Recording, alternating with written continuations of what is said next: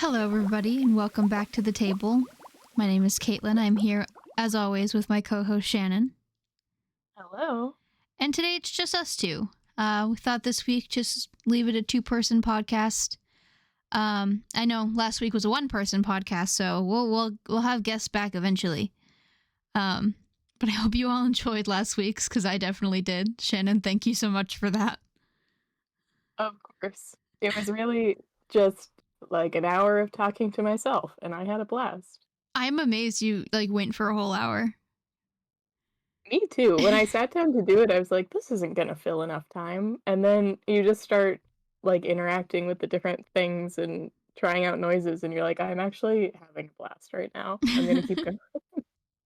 My little cousin was over the other day, and she's like, do you want me to do ASMR for you? And I'm like, sure, because my microphone plays back my voice and it sounds back to my headphones.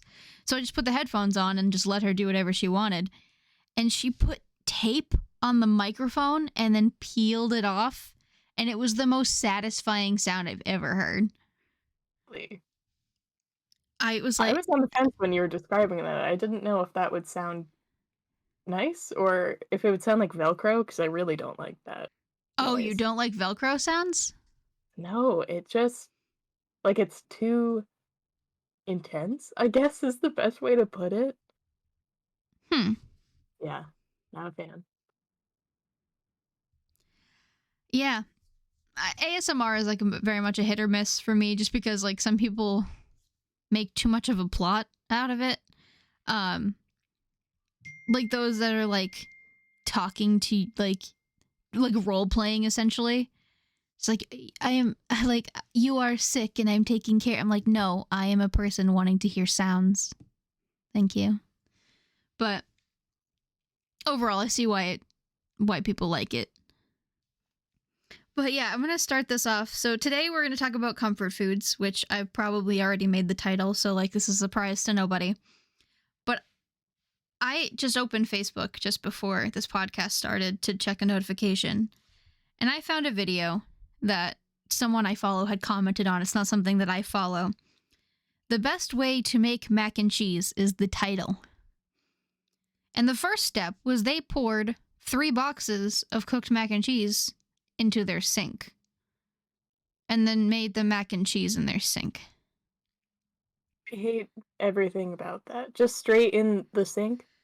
Yeah, and they put the butter and the milk and cream of cheese, which I didn't know was a thing. So Campbell's just makes cheese in a can. What? Cheese in a cream of cheese. I know what cream of chicken is. You don't have to cream cheese. I guess cream cheese is a thing. You don't have to find the cream of the cheese. Cheese is made of cream. Cheese is already the cream. But yeah, so they poured it all in. They melted it all because the pasta was hot and all that. But then they scooped it out, put it in a dish, and then put the breadcrumbs on top and broiled it anyway. Why didn't you just make it in the dish?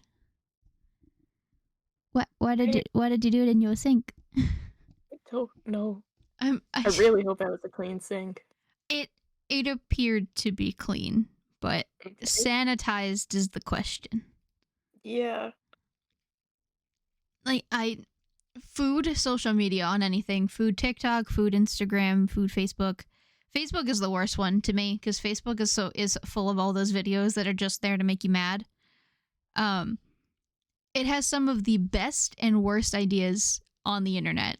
Some of those food TikToks or food Facebooks make 5-minute crafts look like geniuses. It's good things have come out of it. Don't get me wrong. I follow a lot of TikTok chefs and all that, but those who have you seen someone turn potato chips into mashed potatoes? It's disgusting. What? They boiled some water and they poured a bag of Lay's potato chips into it, turned it into potato sludge, and then served it like mashed potatoes.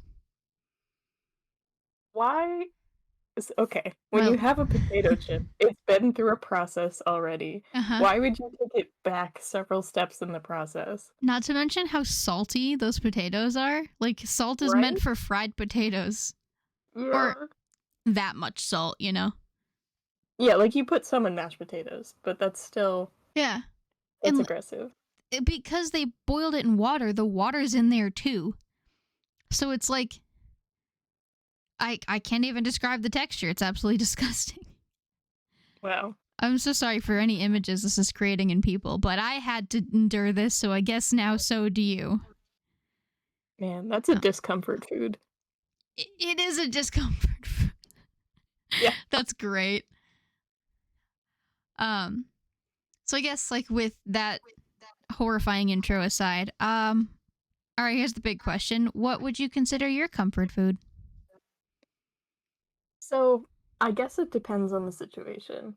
Okay, I'm same. gonna start with just generally being sick, like having a cold or a flu or something.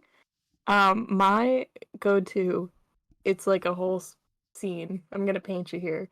So it's in my PJs on the couch with a blanket, watching some old Disney movie, either animated or like those Disney Channel original movies. Yeah. That coupled with ginger ale and then saltine crackers with butter on it. It's just plain enough that you know it's not gonna hurt your stomach more, Hmm. but just flavorful enough that you're not more sad if you eat it. Yeah. And I was first to say when you told me that earlier, I said ew because like I just don't like saltines. But I'm interested to know like if anyone listening likes saltines and eats them like that or with butter on it. Cuz I guess like one of my sick food options is just toast with butter, which is like in essence like a similar experience. So that like just like carbs and salt, you know, it's just really good when you're sick. Yeah. If I'm feeling ambitious, I'll go to the toaster, but sometimes I'm too I don't wanna do anything. I But my comfort food changes with like the vibe too. I'm very much someone like when I'm sick, I don't really feel like eating much. Not that I go days without eating, I don't, but like food just isn't really the solution. But you know, when it's like just like a bummy day or I don't feel like doing anything or stuff like that, like I'm in for some semi-solid food, and I mean that like pasta, like something like mac and cheese or like soup. It's always great. So, especially like tomato soup and grilled cheese, like that just hits the spot sometimes more than anything else I've ever eaten. mhm. Do you have do you have the toast phase? And I know that sounds weird just like saying it before explaining it, but like I've seen this online before. Like, does anyone go through a phase where, like, of 3 weeks, you think toast with butter is like the absolute most amazing food you've ever had, and then suddenly just you don't want it anymore? Because I get that a lot. Yes. Experience that. Oh, it's wild. I think when I was younger, I didn't actually like toast a whole lot. Like, I would have my parents put it in the toaster, but then, like, barely toast it.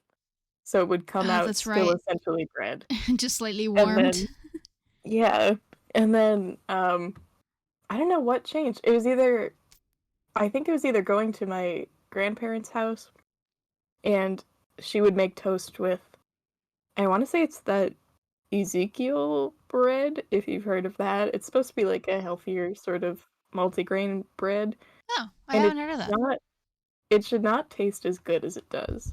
that. But something about that bread in my grandmother's toaster with her butter on it, it's like the best toast I've ever eaten. Mm. We've It's so oh, go ahead. No, you're good. I was just saying it's so good. Oh yeah, I can imagine because my dad goes off and on. He gets like Dave's bread, which is probably very similar. It's just like crazy multigrain to the point where like whole nuts are falling off of it. Um, and I think it's delicious. Like it's perfect with just a little bit of butter on it. He does like peanut butter, and I think that's too much nut. Um, it's already got all the grains. You don't need to put peanuts on it. But I am like very much.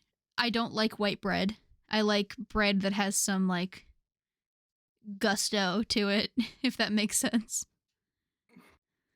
Some gusto bread. Gusto bread. Cause like, oh my god, you give me like Wonder Bread, like disgusting. And I know some people swear by it, and that's fine. I like we were the family that's like, all right, you get whole wheat bread or a split top wheat for your sandwiches, and that's all you get. So that's all I grew up with. So I really like it now, because like in white bread, just like it's lacking the grains that I really like. That's good though. Were you the type of family where they said eat your crust because it's healthy for you?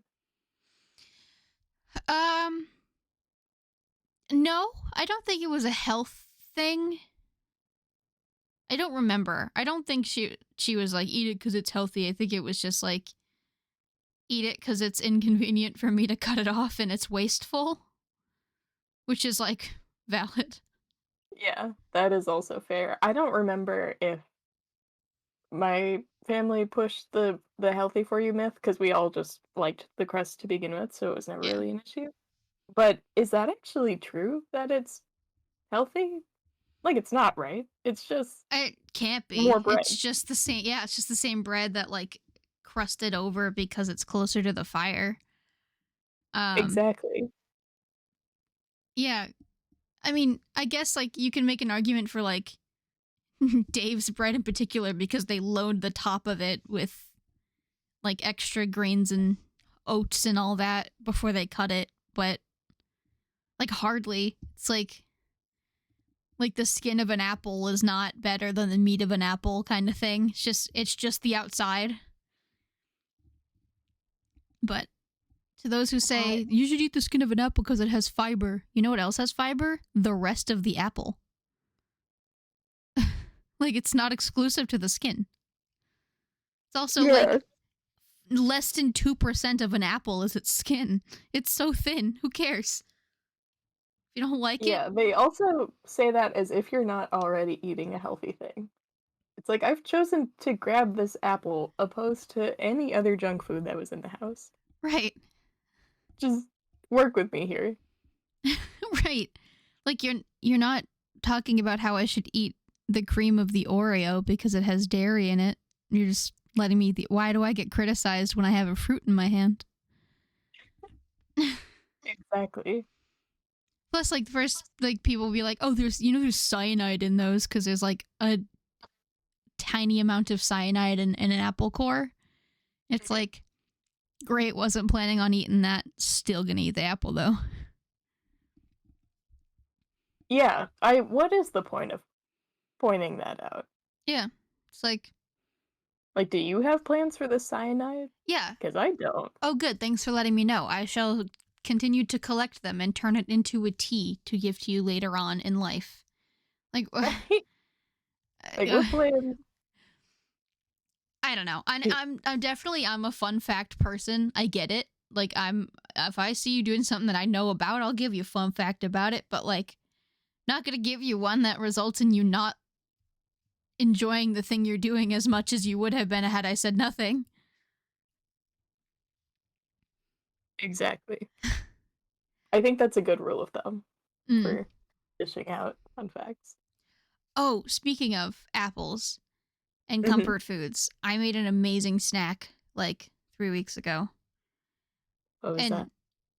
It's very complicated. Hear me out. I took an apple, I cut it up, and I put it in a bowl. Cut it into like cubes, and I put cinnamon sugar on it, and I mixed it, and I ate it like that. Did you heat it up at all? No, ate it cold. It was really good. Choice. I think I put a little bit of lime juice as well, just for some acid, I think. Interesting. But yeah. Yeah, I think I've done that before, where you just put it in a dish with no crust like that, but then you put it in the oven for a little bit, so it's not just cold cinnamon on top. But Yeah. Yeah, that is sounds good. I also wild I lost my train of thought and I was trying so hard to find it and it was not happening while I That's was talking. that's okay. We were talking about apples and cinnamon. That's all. I don't know if that jogs anything. Yes. Yes. Um, so as good as the mixture is without the crust, I will say another comfort food on my list is just apple pie. I think, especially with Thanksgiving just come and gone, we made a big old pie and then I just had slices of it for breakfast because I enjoy it so much. And Nice. it's just, yeah, it's one of those things that is not going to fail to Yeah. make me happy. Hmm. Yeah, apple pie used to be a big, like, one of my favorites, but I just grew out of it. I think it's like the soggy apple part, which is why I think I Mhm. liked the thing I made cold. But I am like partial to apple crisp, which is like it's got more of a crunch to it, which I like more than the crust of a pie. Yeah, that's good. I also enjoy apple crisp. Oh, did you end up making the donuts, by the way? I did, yes. Oh, I'm How'd they so glad you go? brought that up. Um, yes. So if you remember from the last episode that we had, I was talking about maybe making some pumpkin donuts for Thanksgiving Yeah. because we found some pans that it's like in the shape of a donut and you put Hmm. them in the oven so you don't have to fry it. I found two recipes. The first one worked out pretty well. They were a little dense, like it kind of tasted more cakey than donutty. Hmm. Um, but it was still pretty enjoyable. And then the second recipe was just so sad. I tried my darndest to make it taste better, and it was just not getting better. I think it's because it only called for like a quarter of a can of the pumpkin puree Hmm. alongside like many cups of flour. So it didn't really have all that much pumpkin flavor. Hmm. And then I the Amazing Me was like, well, let me just use the rest of the can and make the batch size larger. So now I'm swimming in these donuts that don't taste like pumpkin. They have the wrong texture. They're like spongy. I keep trying to cook it for longer. It keeps coming out as the same texture. Oh And yeah, it was not great. I kept trying to eat it and be like, it's not that bad. And then I showed it to my parents and they were like, yeah, we're not gonna use these. They're just bad. Just admit no. it. They're bad. You know what's amazing too is I made the grasshopper pie Hmm. and I couldn't find the creme de menthe, which was what you're supposed to use, but I found mint extract and I was like, oh, okay, I'll just put a little bit of mint extract in the pudding. And I Yeah. put like what I presumed to be so little. Mhm. The pie was inedible. Really? It Oh no. tasted like, how do I describe this?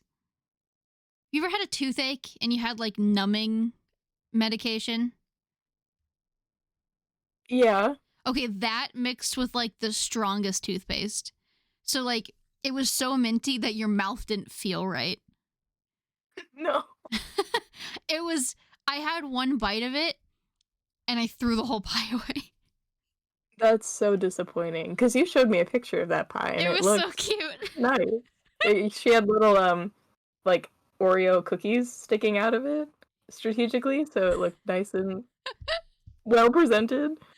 But wow. Yeah, and it was totally on me, nothing on grasshopper pies or Peter's suggestion. I would love to try it again with the right ingredients one day.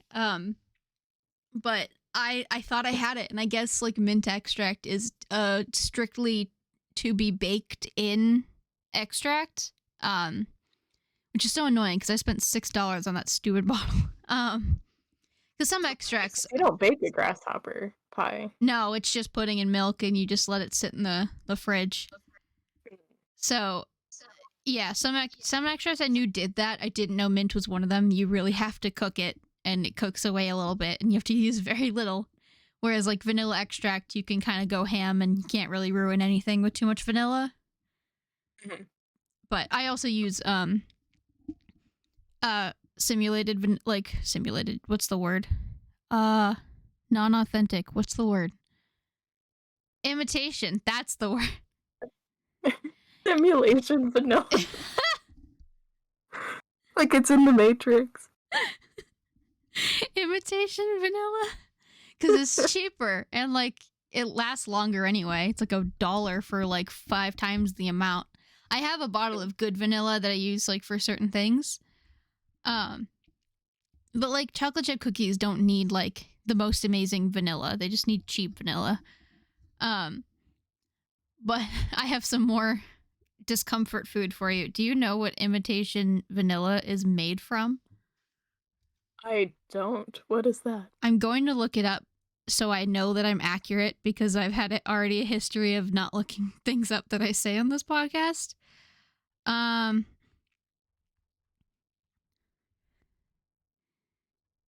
Is that still a thing? Yeah, okay. So this is one of those things that like mind over matter with your food. So an ingredient in vanilla extract, imitation vanilla extract, comes from beaver butts. Okay, you're gonna have to back up. What do you mean? It comes from a beaver butt. I love that I've gone from hot takes in every episode to saying something completely out of pocket every episode, like the fluffing out her hot dog and now this. So I'm gonna read this too. So it's called castoreum, and it's basically a secretion from a beaver's asshole that is FDA regulated. It is regarded as safe, which also means you could call it naturally flavored, which I feel like is such a terrible loophole. Yeah. You can call it naturally flavored when the nature is a beaver. That's hilarious.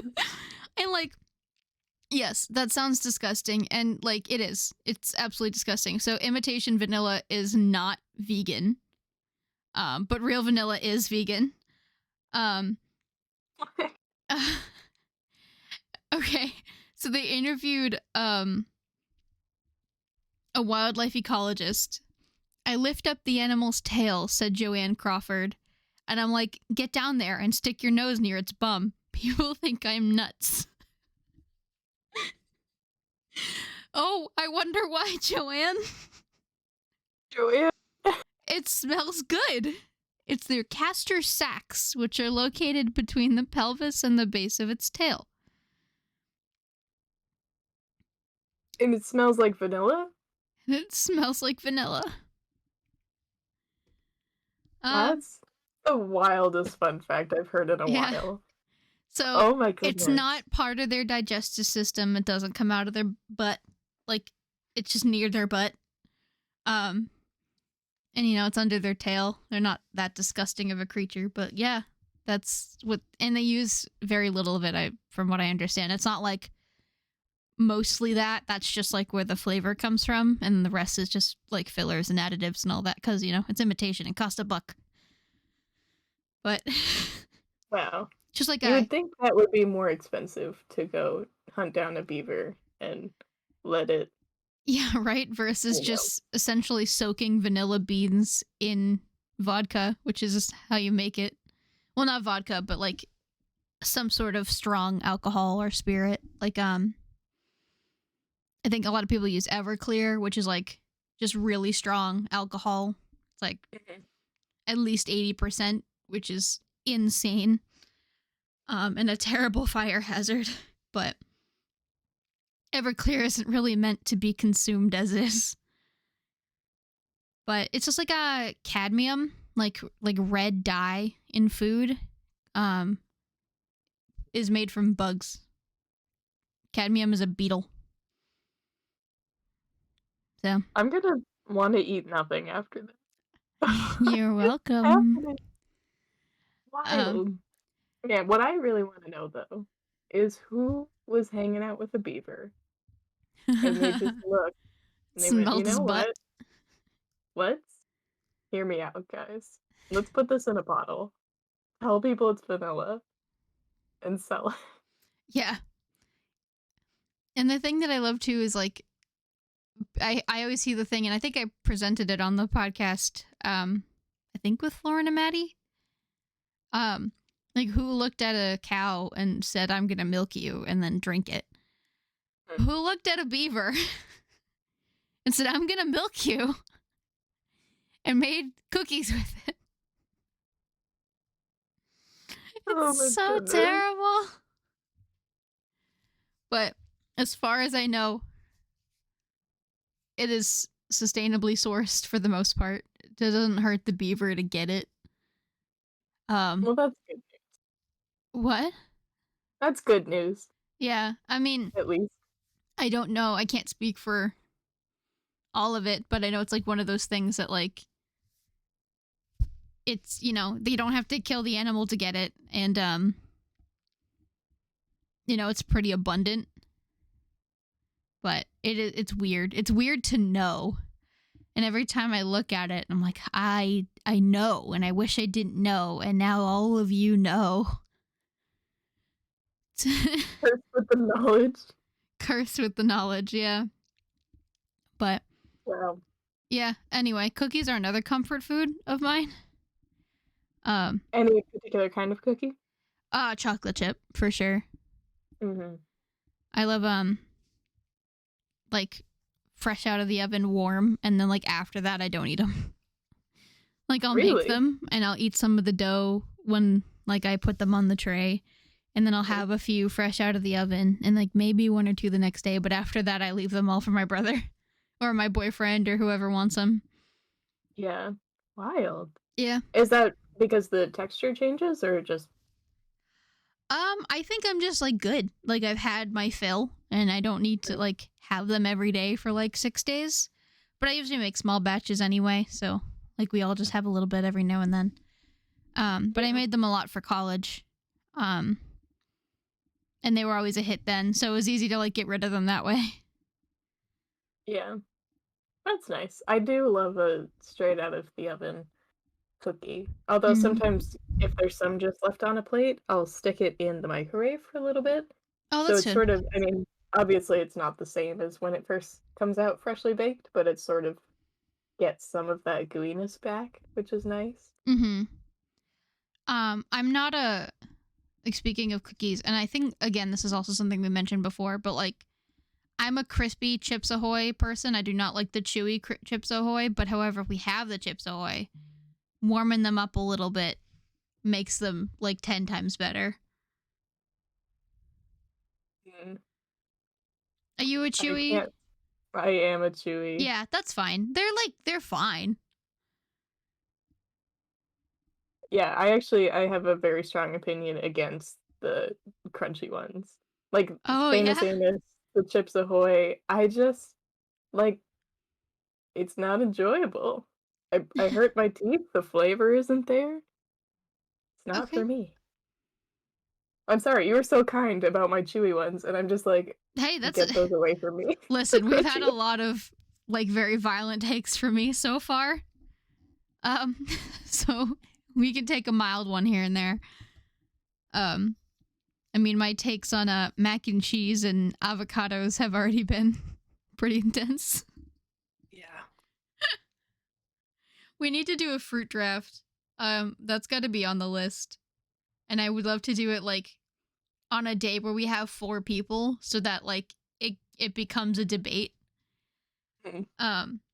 Cuz for like what I mean by that for people listening is not what is our top 10 or top 5 fruits. It's a draft. So once somebody takes it, you can't pick it. Cuz That would be intense. These 2 guys that do it on TikTok. Oh god, I wish I knew who it was. I can find out. Is it the Friday show? Let me check. FRDI? I think I just sent you one of their videos.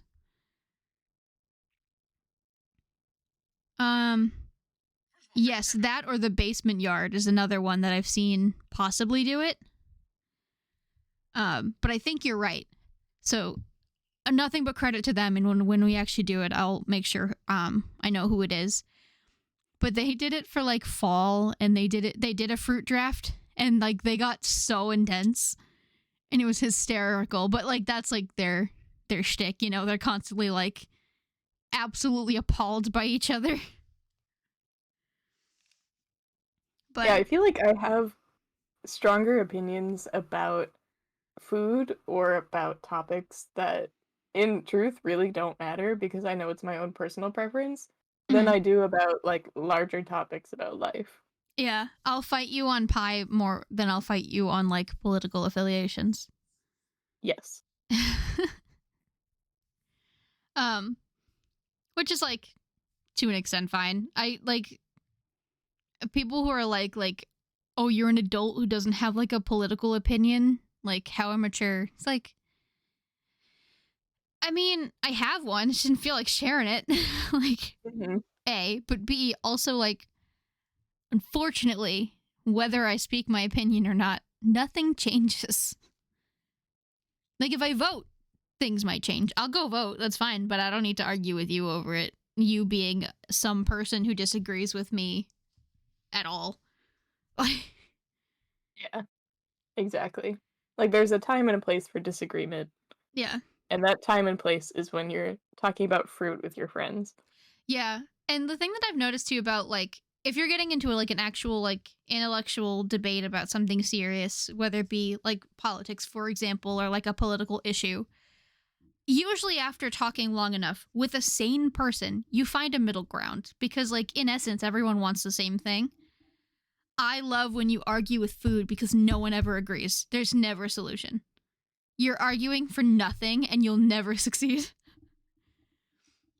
That's an argument there. There's some zest in that. You talk about like regulations, political regulations. Eventually you're going to come to some sort of consensus, but like no one will come to a consensus on food. Yeah. It's interesting, Yeah, for sure. the duality of disagreements. Especially Very when much. like the most divisive things like people usually have some sort of agreement on and you just had to like get there.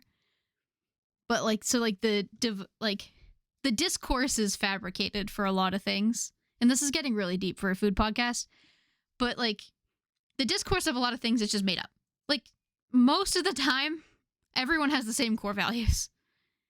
And like if you just like get there faster, you can start arguing about tomatoes faster. Pick your battles. I pick tomatoes. I don't pick tomatoes. That's okay. But yes, I see where you're coming from, definitely. And it's one of those things too where it's at the end of the day it's doesn't matter. So the arguments are more just for the entertainment Yeah. of it. And then when people try to use that same illogical logic, for lack of a better word, for more deeper important things, it's like, okay, let's back up. If we're actually going to talk about this, let's, get our information right, not yell at each other about it, Yeah. find some common ground, hear each other out, that kind of thing. Mhm. Yeah. Arguments are weird. Like I totally get why some people choose certain hills to die on with like everything. Mine just happened to be hills made of food. I love food. Hence why I made a whole side career out of it. But Simmer had its first sale. That was pretty cool. That's so exciting. It has two. One of them was my aunt. So, family. And one of them was my friend from high school, which is really cool. Thank you, Rachel. I don't know if you listen to this, but thank you. You're really nice. Woohoo! Yeah. And the glass cups shipped in the mail and they didn't break. It was amazing. Love when things don't break. I packaged them in a way that like they were protected, but like, you can never guarantee anything. Mhm. And like they're in as small of a box as I could get because shipping is so damn expensive. Like I only charge $5 for shipping, but like the boxes cost $10 to ship and I just like eat the cost. So that like Because I feel weird if I charge $10 for shipping, because like I pretty much have to do standard shipping across everything, and you bought like a sticker, like that's not fair either. So it kind of evens out depending on like the things that I ship. So, but yeah, mail is weird, and I don't make my own labels because I have to pay monthly for that. So I go to the post office and I have them label it and I pay it there. Hey, it works out. Yeah, I'm one of very few 20-year-olds I know that like goes to the post office and or actively knows how to use it. Yeah, it's so wild to look at those sort of tasks, like going to the post office. There was one time I think I was at the hairdresser's with my mom, and the hairdresser and my mom have known each other for a long time, Hmm. and I was there, and I was like, "Oh yeah, I got this. I'm gonna pay for it. I'm gonna write the check." And then I paused for a second because I was like, "I haven't had to write a check in a hot minute." And they were just kind of like not laughing at me, but a little bit laughing at me because they were like, "We do this all the time, and you don't know how it is." But it's like everything is line thinking. Yeah, So it doesn't come up all that often. yeah, and it when it's like a like that, like that's a, like in good fun, they're just like laughing at that, like things have changed, and something that is normal for them is less normal for you. It's like the like stupid millennials and Gen Zs don't know how to do anything. That is so weird to me. It's like, I'm sorry, you didn't know how to churn butter. Would your like ancestors be disappointed in you? No. They'd be proud that you can buy it at the store. Leave me and my iPhone alone. Yeah. Oh, speaking of iPhones too, have you ever seen, I mean, you have some younger cousins in your life, so maybe you've seen this in person, but Mhm. have you seen videos at all where you ask a kid to like play phone or something so they use their hand as a phone? So Oh, as a, adult, yeah. millennial, older Gen Z, whatever, I will stick my pinky out and my thumb Yeah. And when you make I'm like a making a phone, receiver. right? Yeah, to make a fake phone. Apparently, they just sort of like hold their fist up as if they're holding a smartphone, What and a that boggles my weird, mind. what a weird, like, generational, like, difference. I would have never thought of Yeah, that. it's one of those things that's so small, but you're like, yeah, of course that makes it because they wouldn't see receiver phones. That's so cool. Yeah, I think it's fascinating. I I do mean, it makes too. me feel a little old, but I don't care because I'm like, things are changing, and look at that. Yeah. There was more like that. Like something else I heard recently that was like along those lines of like ask a kid to do this and like it'll be very different from if you ask like your parents. Um but I would have never guessed, and that makes so much sense. It's like we're not at all talking about food, and that's totally fine. Like Pavlov, right? I always like as a kid laughed at it. And like sort of as an adult too. It's like, well, yeah, no duh. He was conditioned, he has a memory. So of course he's going to connect one thing to the next thing. I feel like that's not a revolutionary like conclusion. And then I'm like fascinated by kids and their interpretation of phone, and I'm like, "Oh, I get it now." No wonder they were fascinated. I Yeah, don't have a good segue, but I have I don't another either. discomfort food. Oh, good. Go. So, back when I was working at a movie theater, Mhm. in addition to popcorn and like boxed candies, we would also sell some hot dogs and nachos. Mhm. And we had the allergy information on file in case anyone were to ever ask, like, hey, what's in the nacho cheese or what are the hot dogs made of, whatever. Um, I don't think anyone ever asked for it, but I was looking through it one day and talking with one of my coworkers, and we discovered that the nacho cheese was dairy free. So if you were lactose intolerant, "You could eat these nachos," and we were like, what's in the cheese? We don't know."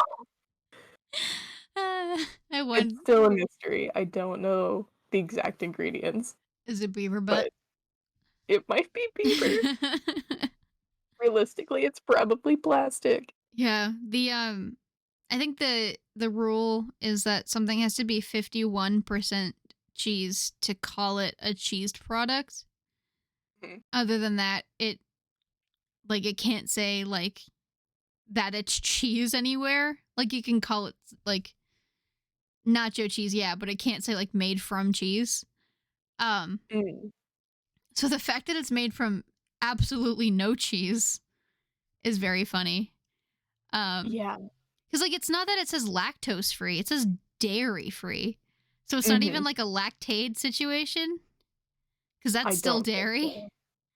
It was just simply not dairy. That's so funny. So it's just 100% synthetic cheese product, which is so funny. Yep. But I like mean, they it tasted bypassed actually pretty good. they made a cheese sauce and they bypassed the cheese and milk and butter, Mhm.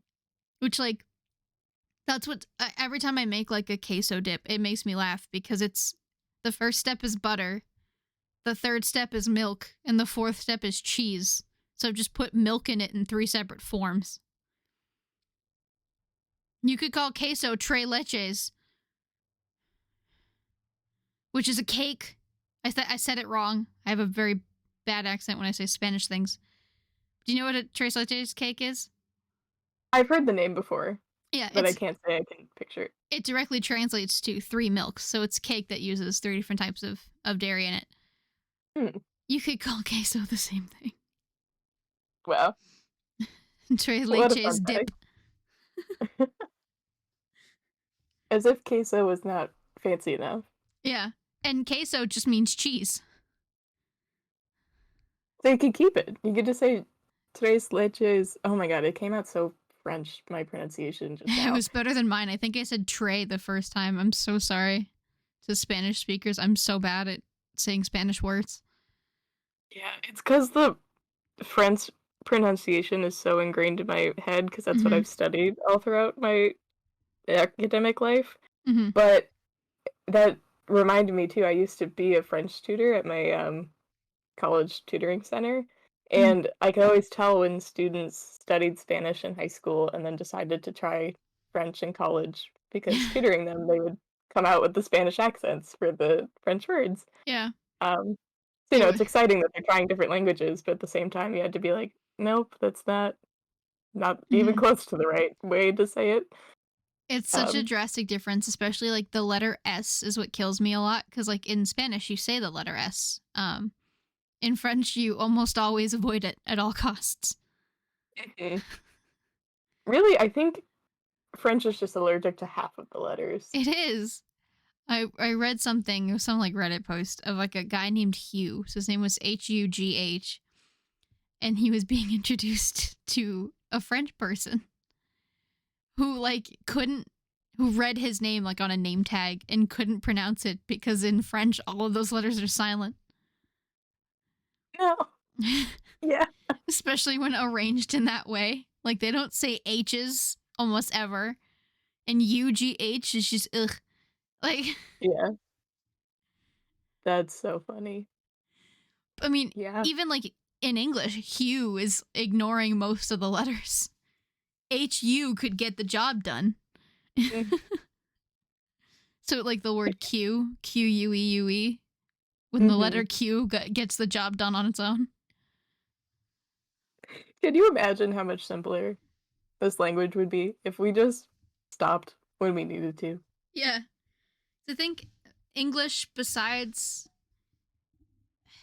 I could be wrong about this too. Besides Latin, I think English has the biggest vocabulary of different words. I think just like because we So have so many words to mean the same thing a lot, which is like it mhm. makes it a difficult language to completely grasp because we use so many different words to mean the same thing. But it's easy grammatically, apparently. Whereas like vice versa, an English speaker learning different things. Like the vocabulary is easier, but the grammatical sequence is harder. Mhm. I don't know. Because even I was learning about like English sign language versus like European sign language, and they have some overlapping things, and they're both English. There's ASL, and then there's, I don't know if they call it ESL or anything, but just the English version.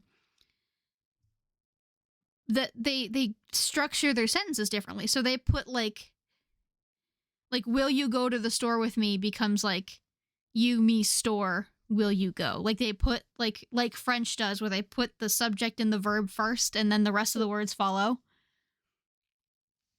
So it was really Yeah. interesting, and it's like the differences are really cool, and it's something you could sort of put together because like the words, the gestures are similar, but Mhm. yeah. Yeah, that's certainly fascinating. I would love to learn more about ASL. So one time, I think back when I was doing some theater classes, one of my professors actually recommended ASL as a form of like learning how to express yourself Hmm. without uh words, like working on your nonverbals. Yeah. Um, which I think is kind of a fascinating connection as well. Hmm. So, pretty interesting stuff. Yeah. This has been a largely food unrelated podcast, and that's okay. Um, we are closing in on our hour, not completely done, but we're almost there. Um, Okay. yeah. Any food related closing statements? No. Well, I don't know. We've been a little all over the map, which We I have. think is I don't want to stretch the theme too much here, but I think sometimes when you're feeling sick or down, just like letting your mind wander or like not entirely making complete sense Yeah. is okay. Um, and that's how we landed on the comfort food topic to begin with. Hmm. Um, so I don't know, a little all over the place, but I'm feeling good. Had good company, had some good food, had some uncomfortable food. Yeah. It's been an enlightening podcast, I'll say that. I learned some things that I didn't want to know. I'll point out, by the way, the irony, and I'm gonna call myself out on this, where I was like, yeah, people who'd like comment on the rind of an apple or eating the core just to kill the fun of it, and then I just destroy synthetic vanilla. Like I see the irony in that, and I'm aware of it. And I did exactly what I said. It was weird when other people do. It's fine. I feel like this needed to be out in the open, though. Why this isn't public knowledge, I don't know. Yeah, it's one of those many things that like if you don't know, it will never hurt you. But if you know, you're now cursed with the knowledge. Like anyone who doesn't know, they're not going to question their vanilla. They're not hurt by it, but like now you know. And now that's all you're going to think of when you eat a vanilla flavored item that isn't with real vanilla. It's with the simulation vanilla. Simulation. Oh my god. I feel like you should make that a sticker. I A could. futuristic bottle. I could do that. That would be funny. Uh, Yeah, the simulation vanilla goes right into the history books with Star Wars's Hans Christian Andersen. Man, we have so many opportunities for silly sticker ideas. Yeah. Man, I talk. also, I'm sorry to cut you No, off, that's but okay. I just had a thought. I think during the ASMR podcast, I at one point said I don't really like ingredients in my banana bread. I heard that. And then I had to back up and be like, that's not what I mean. It's just something about having a microphone in front of you. It's like you forget how to form your thoughts for a second, Yeah. and then you hear your own words back a second later, and you're like, okay, we gotta address what just came out of my mouth. 'cause that's not what I meant. I have so I'm much usually more respect. articulate. Yeah. I have so much respect for people who like, especially solo, just talk and can talk quickly without like pausing or saying and yeah, which I know I say a lot because I'm collecting my thoughts or I've lost my train of thought. And some people are just so articulate all the time. And I'm like, how? Once I'm recording, I like forget English. Exactly. Trying to be better at it. I almost feel like us doing these episodes has made me a little more conscious of it, so maybe we're improving, maybe we're not. I'm definitely more conscious of a lot of things, like having to like hear my own voice for an hour every week doing the editing. It's been Mhm. really funny. Um, but also, if anyone listened to the last podcast and heard the point where Shannon goes like, "What an egregious sound that like spiked on the waveform," when she sent me that audio, all I could see was that spike, and I was like, "What the hell is that?" And I listened to it, and it was a very pleasant sound. It wasn't that loud at all. I don't know why it spiked so high. Don't know. It was aggressive, but Yeah. anyway, check it out. It's worth a listen. Yeah. Oh, yeah. Um, It was funny. But yeah, and that has been a very winding train of thought today, which I guess is fine. It's one of those days. But hey, we got to talking. And that's cool. And we got to recording it. So I hope you enjoyed it. I hope you have some very random things to say to us or to somebody else. Go ruin someone's day with the beaver fact. yes, enjoy some random conversations with your loved ones today. Maybe have some random food that makes you feel more comfortable than some of the foods we talked about. Yeah. And yeah, we'll come back with some more structured things Yeah, hopefully a in our plan next and a episode. guest. Yes. Alrighty. Goodbye. Where's my mouse? There it is.